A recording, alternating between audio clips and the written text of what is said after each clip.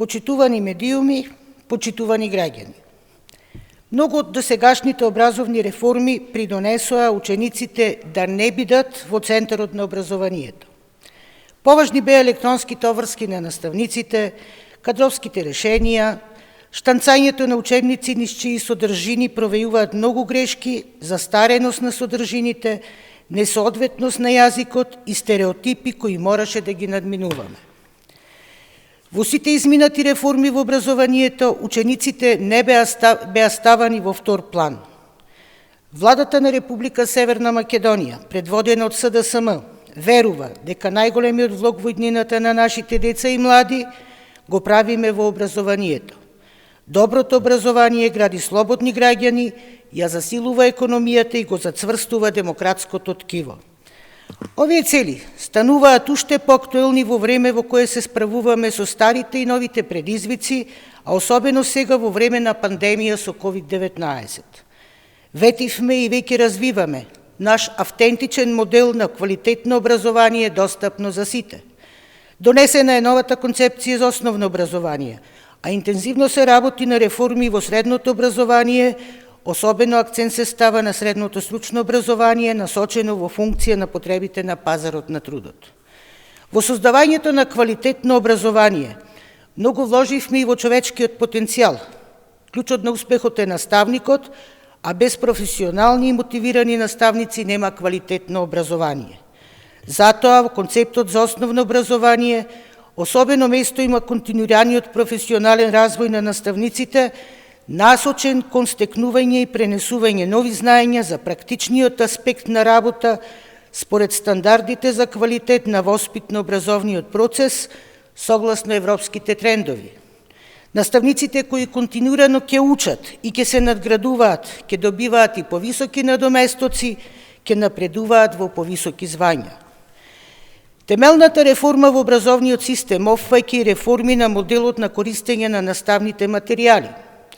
Креиран е автентичен, македонски модел за користење на наставни материјали, кој е во најдобар интерес на децата, на потребата за забрзано приближување до квалитетните образовни системи од развиените земји и создавање функционален образовен систем прилагоден на наши услови.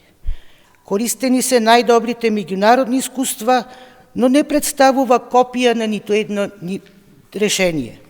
Новиот модел е во основа на Законот за учебници и други наставни дидактички материјали, кој што е во собраниска процедура. Тој ќе се воведува сукцесивно, согласно изготвувањето на новите наставни програми. Од следната учебна година, по нови наставни програми ќе учат учениците од прво и од четврто деление. Македонскиот модел на примена на материјали за учење е комбиниран.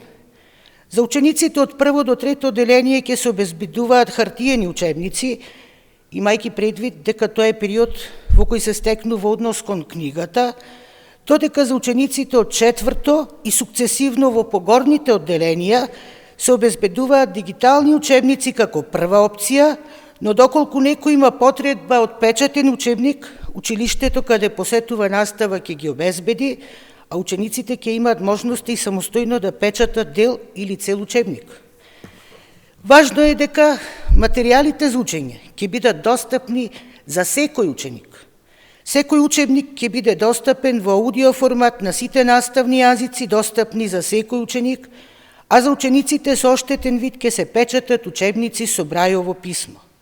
Лектирите пак ќе бидат достапни и понатаму само во печатена форма. Новите генерации растат во дигиталната ера на IT технологијата, кој е составен дел од животот на најголем дел од нив.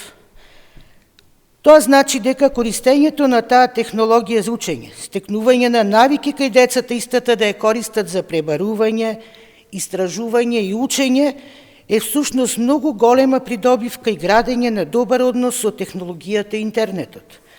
Всушност, ова учебна година учебниците се достапни во електронска верзија токму на барање на учениците.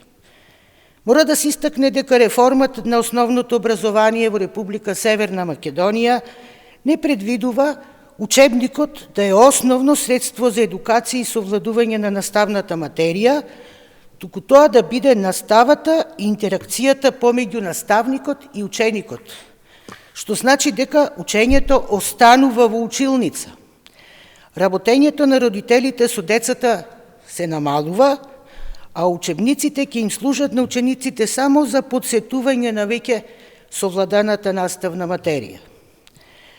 Воведувањето на новиот пристап во образованието е во најдобар интерес на децата, во насока на создавање едуцирани, одговорни граѓани, воспитувани во духот на граѓански и демократски вредности на општеството, што е основен постулат на Конвенцијата за правата на децата, на Организацијата на Обединетите нации, но и на Социјалдемократскиот сојуз како прогресивна партија. Благодарам.